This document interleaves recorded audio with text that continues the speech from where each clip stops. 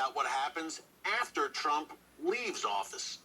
Between Operation Midnight Hammer last June and the recently completed Operation Epic Fury, the U.S. military, on President Trump's orders, has turned Iran's nuclear sites into rubble. It's also eliminated Iran's Navy, Air Force, and air defenses, and much of the regime's ballistic missiles and drone launching capability, not to mention many of its senior political and military leaders. Meanwhile, Iran's economy is in tatters thanks to a crippling U.S. naval blockade. The president was bold and decisive, and he deserves immense credit for all of this. So does our great ally, Israel, which fought bravely by our side in these operations. Great things were achieved, and the world's #1 state sponsor of terrorism was on the ropes and more vulnerable than ever to an uprising by the long-suffering Iranian people. That's why I'm so baffled by the Memorandum of Understanding that President Trump signed with Iran on Wednesday. Now, this memorandum is not a final deal. It's an agreement between the United States and Iran to continue talking for the next 60 days in hopes of achieving a final deal. And as we know with Iran's terrorist regime, nothing is guaranteed. Yet some of what's laid out in the current memorandum, which again is the basis for a final deal, is deeply troubling. First, Iran pledges to not develop nuclear weapons. That's their promise. Scout's honor. Gee, now I feel better.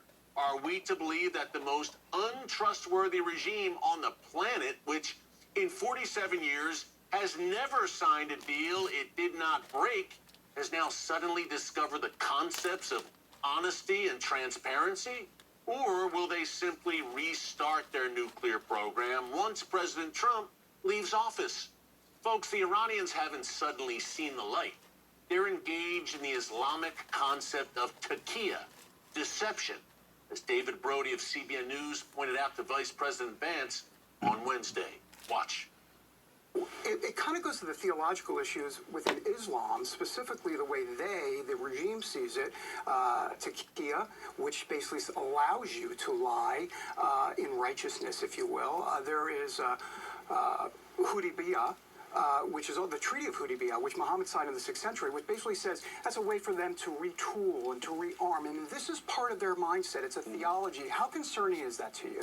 Well, I certainly hope that they're not lying, but it's not concerning to me because I don't really trust anybody. And I think this is one of the things the president has told us to do in this negotiation is don't trust any words that are written on paper, which is why I think, both the good and the bad of this entire negotiation, meaning I shouldn't say the bad. The good things for America and also the good things for Iran fundamentally only happen through action. And that's what we have set this up to do. So if they do things, then they get things. If they don't do anything, then they don't get any of the benefits of the bargain. I am sure that there are people within their system who are not telling us exactly what's on their mind. That's just the way that these things go. But that's why the president has told us don't reward good words, reward good conduct. If that happens, if not, we don't, no skin off our back. Iran does get one big immediate benefit. It will restart its oil exports as the U.S. lifts its naval blockade. Now, other deal points, thankfully, are contingent on Iran's behavior. According to the Memorandum of Understanding, if Iran keeps its end of the bargain, a big if, it will receive U.S. sanctions relief, plus $300 billion in reconstruction money from Arab Gulf states, some of the same Gulf states, presumably, that Iran just spent months bombing during the war. It's not hard to imagine what Iran's regime will do with a financial windfall of hundreds of billions of dollars. Again, they'll lie low as much as they can until Trump leaves office, and then they'll resume pouring those newfound billions into rebuilding their nuclear and missile programs and funding the likes of Hamas and Hezbollah. Folks, President Trump is no dummy. He knows what Iran's regime is all about, but it seems the economic factor loomed large here. He warned yesterday of a global depression if the Iran issue wasn't resolved soon. Here's more. Who's really happy is the market. because the market's gone up thousands of points over the last 4 or 5 days since hearing about it. And the Strait is going to be opening. It's already partially opened. It's going to be opening up soon in full over the next day or two. And the market has gone wild, and oil has come tumbling down. Oil is at $73 to $74, and it's getting to very close to where it was before the crisis. The difference is now we have Iran without a nuclear weapon. So we'll see how that all plays out. I think people are going to be very happy. But there's nothing so smart as the market, and the market loves it. Hey, it's great that the Strait of Hormuz is reopening, but a big question is whether Iran will be allowed to control it. The regime has even talked about charging tolls to ships that pass through. Clearly, there are many important points that will need to be worked out over the next 60 days, and two of the most important points of all are not even mentioned in the Memorandum of Understanding: Iran's ballistic missile program and its support for proxies like Hezbollah. Speaking of Hezbollah, as part of the deal, Iran has also managed to link Israel's battle with a terror group in Lebanon to the broader agreement. Iran says it will not sign a final deal unless Israel stops responding to repeated attacks by Hezbollah, attacks that Iran encourages. This obviously puts Israel in an impossible position. So clearly, we have lots of red flags here to be worked out over the next 60 days. So I encourage everyone to pray for wisdom for our leaders, President Trump in particular, as he engages in these very sensitive negotiations. And pray for the Iranian people who are the main victims of this evil regime. President Trump's threat to use military force if the regime does not comply to the terms of the memorandum is extremely important. There is still an opportunity to do what I believe should have been done back in April. That is, to finish the job. Big things happening in America on our 250th birthday as a nation. Coming up next, Rachel Campos Duffy of Fox News joins me with a call to action for American patriots everywhere. Don't move. To Stackelbet tonight, as America celebrates its 250th birthday, here's a very important question. Do we still know who we are as a people? At a time when patriotism is attacked as fascism, and many young Americans are struggling to connect with our nation's story, the great new book reminds us of what has made America so special and unique in the first place. Rachel Campos Duffy is co-host of Fox and Friends Weekend and editor of the instant New York Times bestseller, All American Patriotism. It's a collection of stories from some of Fox News' most recognizable personalities celebrating the people, faith, resilience, and spirit that have made the United States the greatest nation on earth. Take a look. Rachel, great to have you with us. We love the book. One of the things you write about in it is that as we celebrate our 250th birthday as a nation, we're also going through an identity crisis. Tell us more about that. Yeah, we are definitely going through an identity crisis, and you really laid it out perfectly. People are asking, who are we as we turn 250 years old? And there's a reason. I mean, you and I think we're probably, around the same age-ish. I was a young person growing up, during the Cold War, and we kind of knew who we were. We were very unapologetically patriotic. We knew our country was imperfect, but we saw our country and her flaws through a prism of love. And I like to compare it a lot to what it's like to be a parent, right? Like, we're all imperfect. But if my children grew up only hearing about my shortcomings and all the things that I'm not doing well enough, and even, derogatory things about me, it would be very hard for them to grow up loving me. And so the first thing they need to do is trust me, love me, learn all the great things about me. And then as they grow older, they learn about me and my husband's flaws, and they're able to love us through that prism of love. And as you said, gratitude, and being able to do that is a very natural thing. And I think what we've done is robbed our children of that very innocent early period. The number one book that's being taught for American history that's being taught to our children right now is the book called A People's History by a Marxist named Howard Zinn. And all of this is to look at American history through a prism of Marxism, the oppressed versus the oppressor. And everyone's a victim to this racist experiment that we call America. And so then we wake up 20 years later and go, well, why are all these kids so ambivalent about America? Why aren't they patriotic? Why are patriotism levels collapsing? If you poll young people, the numbers are actually very shocking. And so this is exactly why. And, obviously our leaders need to, take hold of this curriculum. We need to eradicate this from our schools. But at a more practical level, we as parents need to understand what is happening. And then we need to retell that story ourselves. And the stories in this book are just the stories of different hosts from Fox News. A lot of them are around my age. They're Gen Xers, a few younger, a few older. But most of us grew up in homes where we were taught to love our country. And it was sort of taken for granted that you hung the flag out on your porch and you had a 4th of July celebration in the backyard, and everyone loved America, and everybody, was sort of just accepted America as the greatest, most exceptional country on earth, which we are, of course. And then we work towards fixing our country out of that context.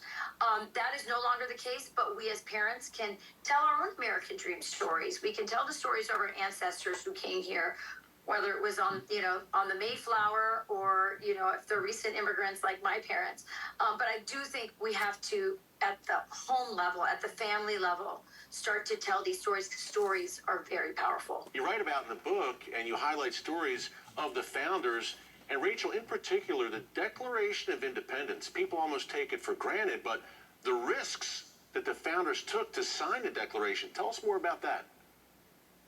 Absolutely. I mean, they lost property. Some of their homes were burned down. Their families were imprisoned. They lost their wealth.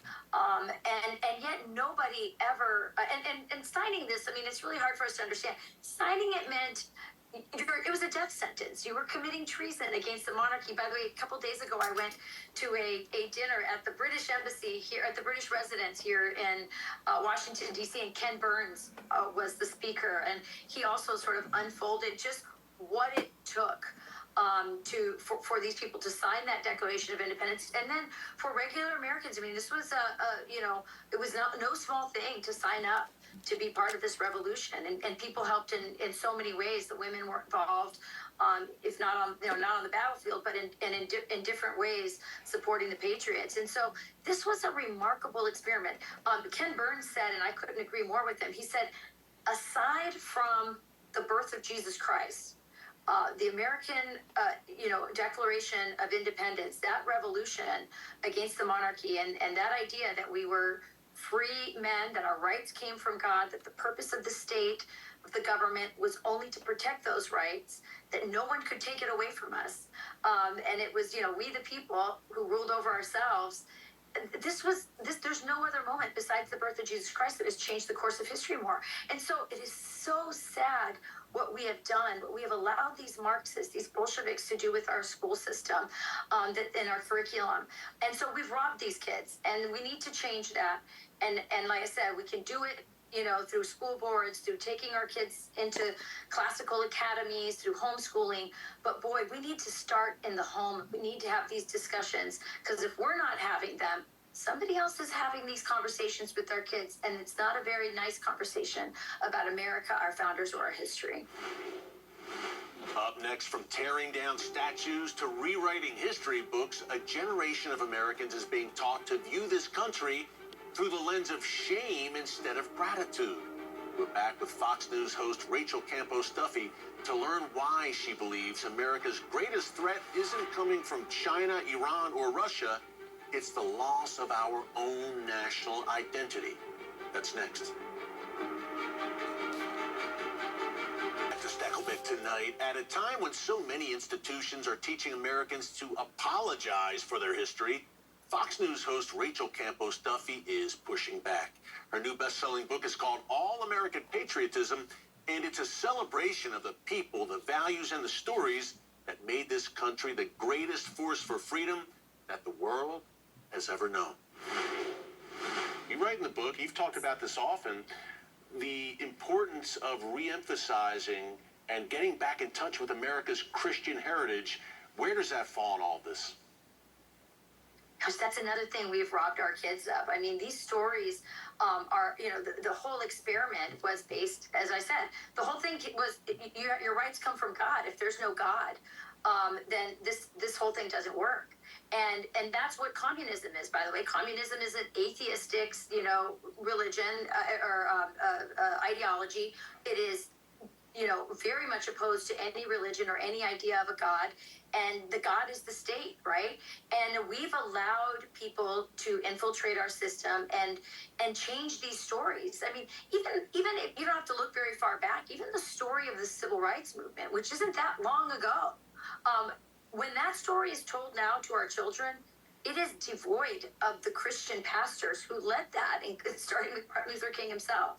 So, you can go down the line from the revolution to right now, and you will never hear about the Christian roots, the Christian heritage that is so intertwined with our history. And that's another thing we need to appreciate. Yeah, the founders were godly men, no doubt. Again, folks, the book is called All American Patriotism. Pick it up right now, Amazon.com, wherever books are sold. And, of course, follow Rachel on X, Instagram, across social media. Hey, I mentioned a minute ago, Rachel, and your story is actually interwoven in the book, of course. You have lived the American dream, starting out in the real world, reality TV, but rising to do incredible things. Fox and Friends, obviously married to the great Transportation Secretary, Sean Duffy, 9 children. Tell us more about your journey and how it really represents in many ways the promise, the greatness of America. This still is the shining city on a hill, as Reagan said, where you can be anything you want to be. The opportunity is there for all of us to excel here in America.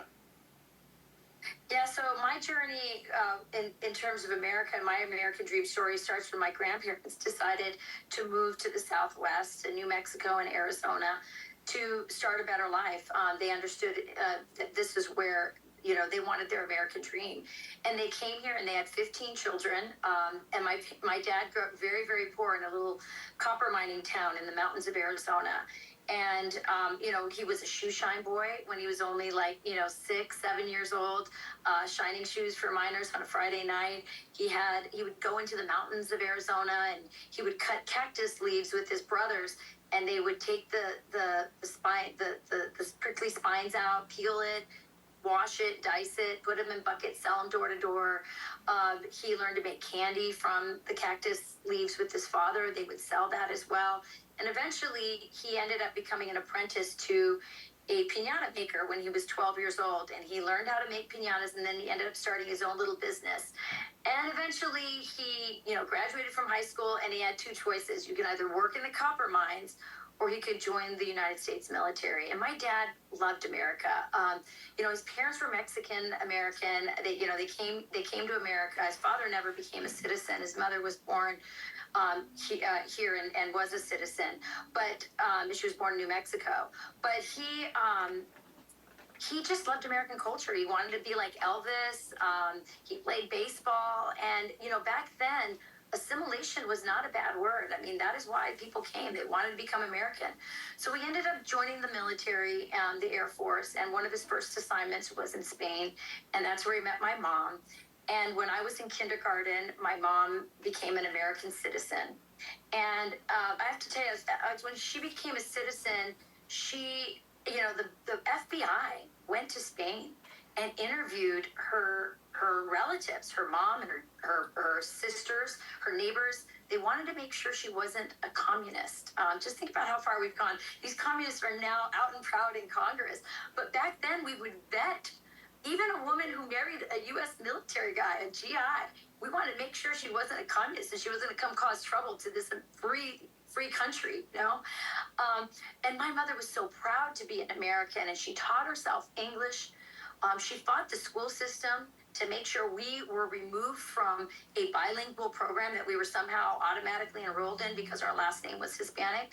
She wanted us to have no accent. She wanted us to have all the opportunities and privileges of this country. And so, they both worked really, really hard. My father went to night school while he was in the military to get a degree.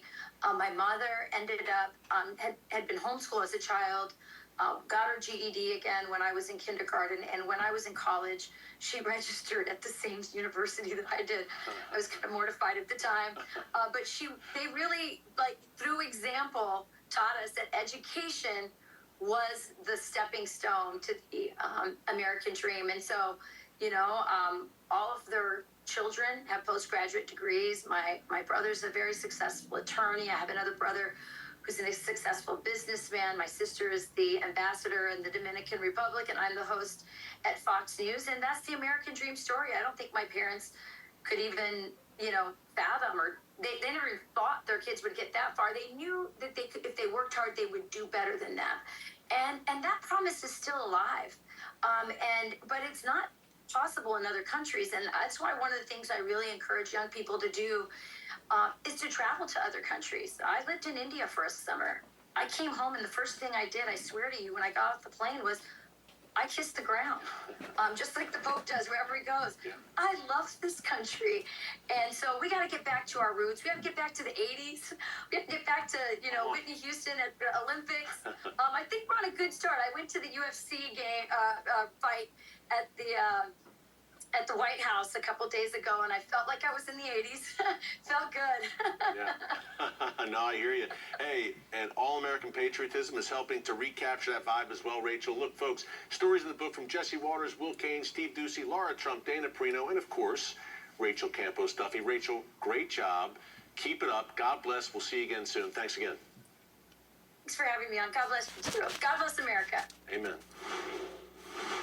Up next, my final thoughts on some very monumental decisions being made right now that impact the future of our country. That's next. Stick around. Welcome back to Stack Effect tonight, folks. As we wrap up here, clearly some big decisions being made in Washington, D.C. right now regarding Iran. I made pretty clear I'm not a fan of this memorandum of understanding. I have serious concerns, not about the president, but about Iran's regime. But we need wisdom right now for our leaders. And I think of James chapter 1, verse 5. If any of you lacks wisdom, you should ask God, who gives generously to all without finding fault, and it will be given to you. Let's pray that our leaders in D.C. are praying for that kind of divine wisdom right now. It is sorely needed. Hey, thanks for joining us tonight. Until next time, God bless you. See you soon.